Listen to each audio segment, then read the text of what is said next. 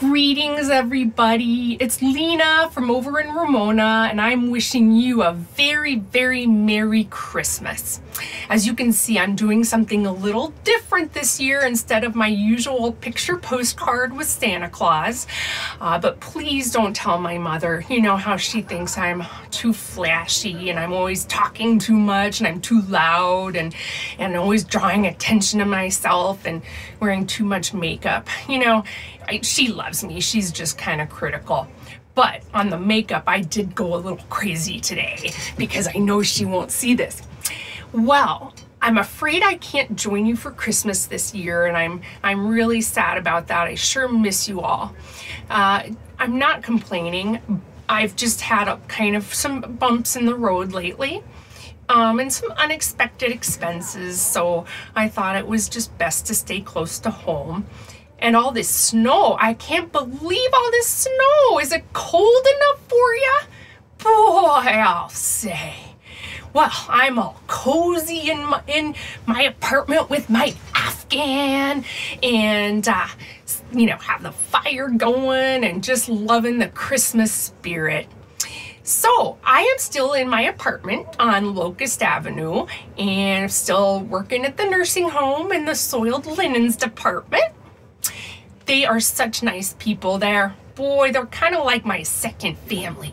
Not the old folks, because they don't last that long, but you know, there are staff members who have been there the whole time I have, and they're just such good friends.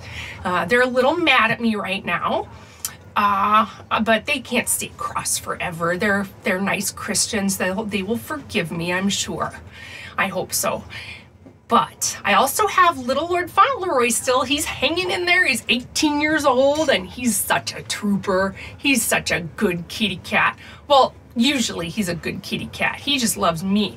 But he's recently become the subject of the first, and this is a first for Lake County history, he's the first cat to become the subject of a restraining order. It's very embarrassing. Yes, please don't tell Mother. She just, you know, she just doesn't get why I like him so much. But he has these sores and they just won't heal. He's lost quite a bit of fur. I'm not sure why, but Dr. Jorgensen said it's nothing to worry about. But he keeps scratching at these sores with his two long toenails on his hindquarters. And he alternates, sort of. And I'm trying to figure out if there's any rhyme or reason to, you know, when he uses the left one, like on sunny days, or the right one, maybe on even-numbered days. It's not either one of those. You know, I tell him, little Lord Fauntleroy, you can't keep scratching at those sores or they will never heal. And you'll keep getting, you know, ooze stuff all over the apartment. He doesn't listen. You know, he's old and set in his ways, but he'll be fine. I just need to give him pills every day. So Mr. Mossberger from a couple doors down would always come over every day and help me with his pill to give little Lord Fauntleroy his pill. You know how cats like to take pills. So Mr. Mossberger didn't seem to mind. He's an animal lover and, you know, has had animals his whole life. He doesn't right now. He's retired and kind of elderly. And I would send him home with cinnamon rolls and lefse every day. So he seemed to be just fine with it. Well, one day he had a very weird voice. His voice sounded terrible because he was sick. And little Lord Fauntleroy must have been scared because he just bit Mr. Mossberger so hard. It was so scary for Mr. Mossberger, I think. You know, when you're elderly, your skin's a little thinner anyway. And so I took him right to the clinic to get checked out. And he was really upset. Now, the bite healed fine. The doctor just sent him away with some antibiotics. But I'm doing the right thing and I'm paying those bills because it's my cat's fault. But Mr. Mossberger was so angry he filed a restraining order. Now that makes things really complicated because he lives 2 doors from me. So if little Lord Fauntleroy ever gets out of my apartment, they could give me a huge fine and take him away from me, and that would just break my heart.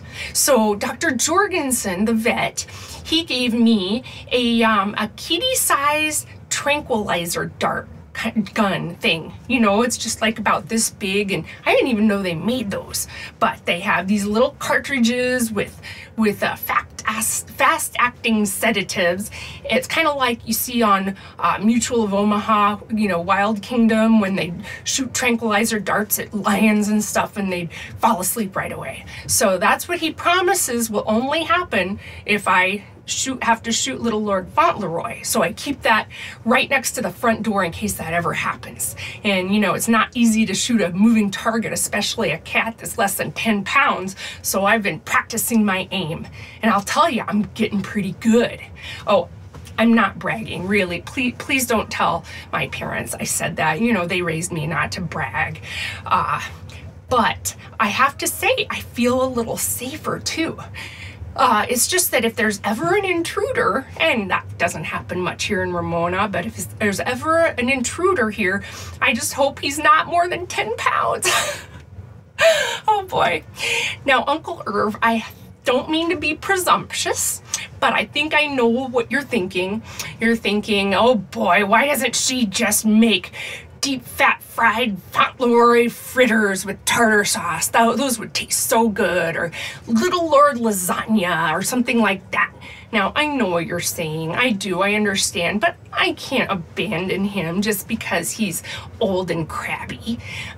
Aunt Elsa is still with you, isn't she? I'm just kidding. I'm just kidding. I don't really mean that.